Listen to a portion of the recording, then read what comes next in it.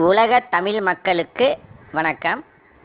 இன்னைக்கு நாம் பார்க்க போகிற விஷயம் என்னன்னு கேட்டிங்கன்னா, கருநொச்சியாக எப்படி உருவாக்குறது, கருநொச்சியாக எப்படி மாற்றுறது அப்படின்ற ரகசியத்தை நான் சொல்ல போகிறேன்.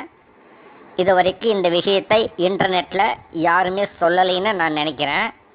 அந்த விஷயத்தை முதலாக நான் உங்களுக்கு சொல்ல போகிறேன். எனக்கு கருநொச்சியை கேட்டு எனக்கு ஒரு நாளைக்கு 20 ஃபோன் வருது. நான் உங்களுக்கு சப்ளை பண்ணிக்கிட்டு தான் வரேன். நான் இந்த கருநொச்சியை எப்படி உருவாக்குறது என்பதை பற்றி நான் சொல்கிறதுக்கு முன்னாடி வழக்கம் போல் இந்த சேனலை நீங்கள் சப்ஸ்கிரைப் பண்ணிக்கணும். ஏன் சப்ஸ்கிரைப் பண்ணிக்கணும்னா, என்னுடைய வீடியோஸ்லாம் இங்கே தேட தேவையில்லை.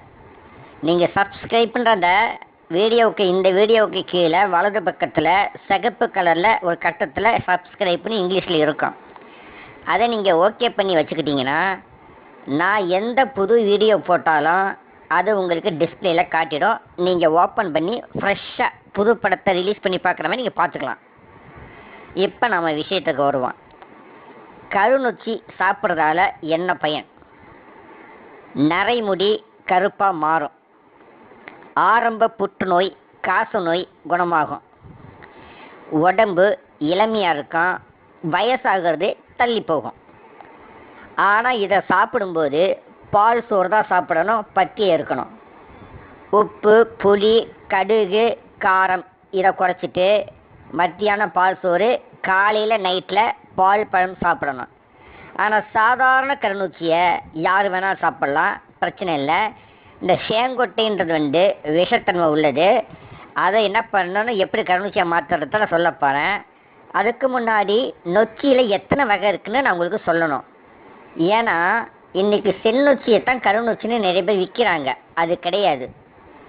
வெள்ளை நொச்சி இது ரோட்டு ஓரத்தில் பார்த்தீங்கன்னா, அந்த ஹைவேஸில் ரோட்டு ஓரத்தில் புதராக வளர்ந்துருக்கும். வெள்ளையாக இருக்கும் மரம். 20 அடி 30 அடி உயரம் அது வளரும். மரம் வெள்ளையாக இருக்கும், இலை பச்சையாக இருக்கும்.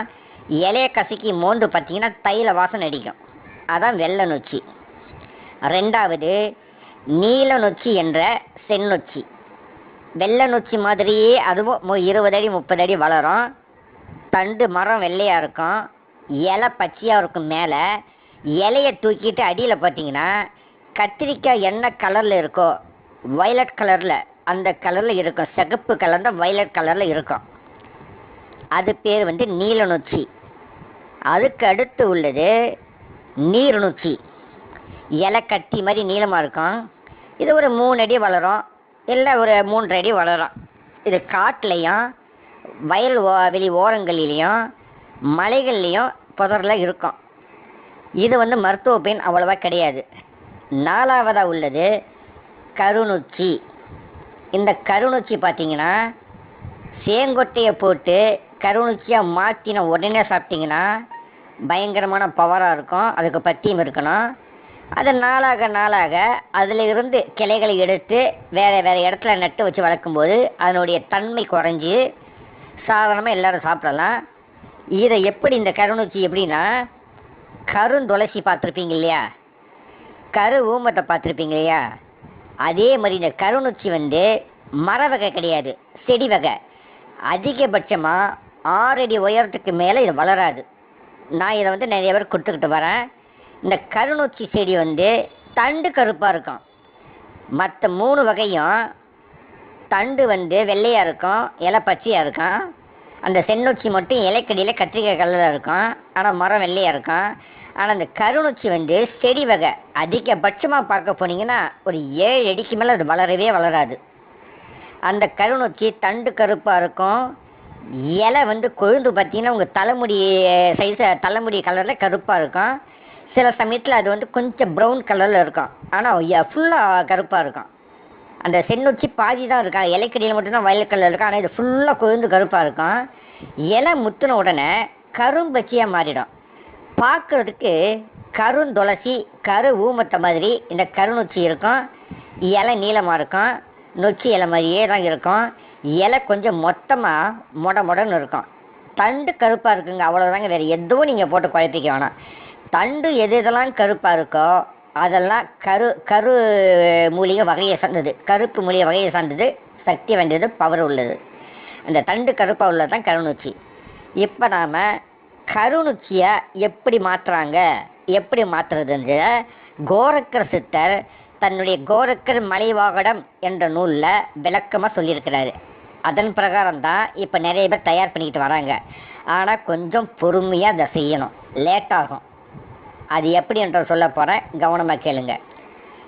சேராங்கொட்டை, அதாவது சுருக்கமாக சேங்கொட்டைன்பாங்க. இது எங்கே கிடைக்கும்னா உங்கள் ஊரில் இருக்கிற சித்த வைத்திய கடையில் போய் கேட்டிங்கன்னா தருவாங்க, இல்லை மலைவாசிக்கிட்ட போய் கேட்டால் தருவாங்க. அந்த சேராங்கொட்டை என்ற சேங்கொட்டை மரம் எப்படி இருக்குன்றத இதோ நான் படத்தில் போட்டிருக்கேன், பார்த்துங்க. இதுதான் சேராங்கொட்டை என்ற சேங்கொட்டை மரம். இதனுடைய காய் உருண்டையாக இருக்கும், முத்தி போச்சுன்னா கருப்பாக இருக்கும். அதை அரைச்சிங்கன்னா கண்ணங்கரைன்னு இருக்கும். இப்போ இந்த சேங்கொட்டை என்ன பண்ணணும், 2 கிலோ அல்லது 1 கிலோ வாங்கிக்கணும். வாங்கிட்டு ஒரு மண் சட்டியில் போட்டு அந்த சேராங்கொட்டை மூழ்கிற அளவுக்கு தண்ணீர் ஊற்றி 1 மாதம் மூடி வச்சிடணும். அந்த சேங்கொட்டை தண்ணீர்லேயே ஊறி அழுகி போயிடும். அதுக்கப்புறம் அதை எடுத்து ஒரு சிமெண்ட் தொட்டி, இல்லை சாதாரண பூத்தொட்டி இருக்குல்லையா, உங்கள் வீட்டில் செடியெலாம் வளர்ப்பீங்களே, அதில் கொஞ்சம் பெரிய தொட்டியை பார்த்து எடுத்து அதில் என்ன பண்ணணும், அரைவாசி மண் அரைவாசி சாணி, இல்லை ஒரு 1/4 பங்கு சாணி போட்டு சாதாரண மண்ணை போட்டு நல்லா குழப்பி வச்சு அதில் என்ன பண்ணணும், சேங்கொட்டையை போட்டு அதுக்கு மேலே ஒரு 1/4 இன்ச்சு மண் மேலே கொட்டி மூடி தண்ணியை ஊற்றணும். ஊற்றிட்டு ஒரு 15 நாள் அல்லது 1 மாதம் கழித்து பார்த்தீங்கன்னா அந்த சேங்கொட்டை அழுகி மண் ஃபுல்லாக கருப்பாக மாறிடும். அப்போ ஒரு நல்லா பெரிய குச்சி எடுத்து அந்த மண்ணை நல்லா கிளறி விட்டு திருப்பி தண்ணி ஊற்றிட்டு அதில் என்ன பண்ணணும்னா, செந்நொச்சி சொன்னோம் பார்த்தீங்களா, வெள்ளை நொச்சிலாம் போடக்கூடாது, ரொம்ப டைம் ஆகும். ஏன்னா அந்த வெள்ளையாக இருக்கிறதால ஃபுல்லாக கருப்பாக மாறதுக்கு ரொம்ப காலம் பிடிக்கும், 6 மாதம் 1 வருஷம் கூட ஆகும். அதனால் செந்நொச்சி என்ற நீல நொச்சி செடி கன்று அதை எடுத்து அதில் வச்சு நட்டு வைக்கணும். சார், செந்நொச்சி இதை கன்று எங்கே போய் தேடுறா, ஒன்று வேணாம்.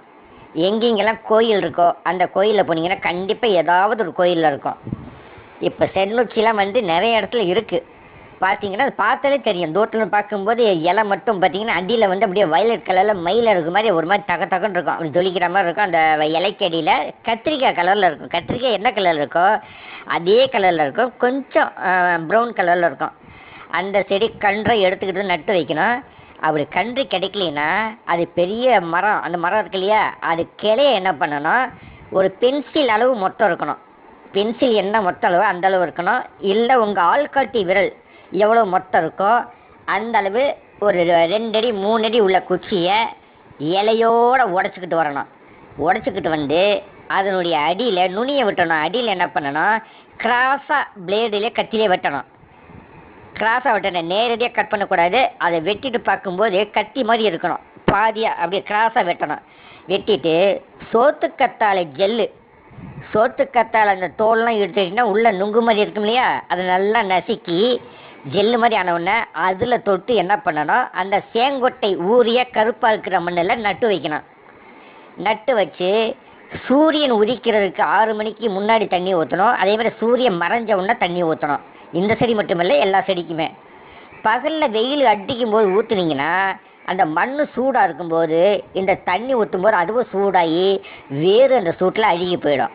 அதனால் ஒன்று சாயந்தரம் தண்ணி ஊற்றணும், இல்லை காலையில் ஒரு 7 மணிக்குள்ளே தண்ணி ஊற்றலாம். ஊற்றிக்கிட்டு வந்தீங்கன்னா இந்த மண்ணில் இருக்கிற இந்த தண்ணி ஊற்றும் போது தண்ணி அந்த சேங்குட்டியை கலந்து கருப்பாக இருக்கிறதால அந்த தண்ணியில் இந்த தண்டு இழுக்கும்போது அது ஃபுல்லாக கருப்பாக மாறிடும். ஆனால் ஒன்று, சேங்கொட்டை போட்டு கருப்பாக மாற்றின மூலிகையை சாப்பிட்றது ரொம்ப பத்தியம் இருக்கணும், ஏன்னா விஷத்தன்மை உள்ளது. சாதாரண கருநூச்சி எல்லாரும் சாப்பிடல. இப்போ நான் சாதாரண கருநூச்சி தான் கொடுக்குறேன். ஆனால் இந்த சேங்கொட்டை போட்டது உள்ளே ஏறிடுச்சுன்னா செடியும் உள்ள கருப்பு சாறுகிட்டு எல்லாம் கருப்பாக மாறிடும். அதை எடுத்து அரைச்சி பாலில் போட்டிங்கன்னா கருப்பாக மாறும். ஆனால் சாதாரண கருநூச்சி பாலில் போட்டால் கருப்பாக மாறாது. ஆனால் அதை நம்ம எல்லாரும் சாப்பிட்லாம், உடம்புக்கு நல்லது, ஒத்துக்கும்.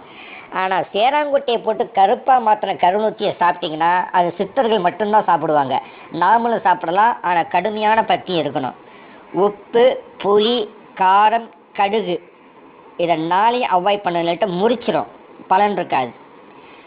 அந்த கருநூச்சி இலையை அரை இலை பாதி இலை காலையில் வெறும் வயிற்றில் சாப்பிட்டுட்டு வந்தீங்கன்னா தலைமுடி ஃபுல்லாக கருப்பாக மாறிடும். நரைச்ச முடி கருப்பாக மாறும். கருப்பாக இருக்கிற முடி தள்ளி போகும். 40 வயசில் ஒருத்தருக்கு நரைக்குதுன்னா 60 வயசில் தான் நரைக்கும் லேசாக. ஆனால் தொடர்ந்து சாப்பிட்டுக்கிட்டு வந்தீங்கன்னா நரைக்கவே நரைக்காது. அதே சமயம் முகத்தில் சுருக்கம் இருந்துச்சுன்னா அது மாறிடும். சுருக்கம் இல்லாமல் இருந்தால் சுருக்கம் வராது. வருவதற்கு ரொம்ப காலம் தள்ளி போகும். 3வதாக கேன்சர், காசநோய், எய்ட்ஸு இதெல்லாம் ஆரம்ப நிலையில். முத்தி போச்சுன்னா அதுக்கு வேறு மூலிகை சாப்பிட்ணும். ஆரம்ப நிலையில் இருந்துச்சுன்னா அது முற்றிலும் குணமாகும். அதான் அந்த கருநூச்சியோட ஸ்பெஷலு. இப்போ கருநூச்சி எப்படி உருவாக்குதுன்ற ரகசியத்தை நான் உங்களுக்கு சொல்லிட்டேன். நீங்கள் இது ரொம்ப ஈஸி தான். ஆனால் பொறுமையாக நிதானமாக செய்யணும்.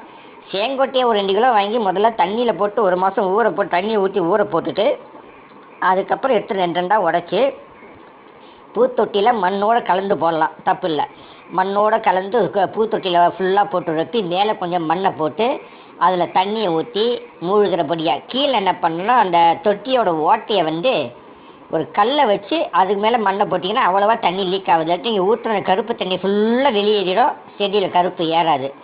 ஓட்டையை கூட நீங்கள் அரைச்சிடலாம். தொட்டியோட ஓட்டையை அடிச்சுட்டு மண்ணை போட்டுடலாம். சில பேர் கேட்பாங்க, ஓட்டையை அடித்து தண்ணி ஊற்றினா அப்போ வேறு அழுகிடாத தண்ணி தீங்கன்னா அந்த மண் நினைகிற அளவுக்கு தண்ணி ஊற்றினா போதும். செடியை நட்டு வச்ச உடனே அந்த மண் நினைகிற அளவுக்கு தண்ணி ஊற்றினா போதும். தொடர்ந்து ஊற்றக்கூடாது, ஃபுல்லாக ரொம்புற மாதிரி.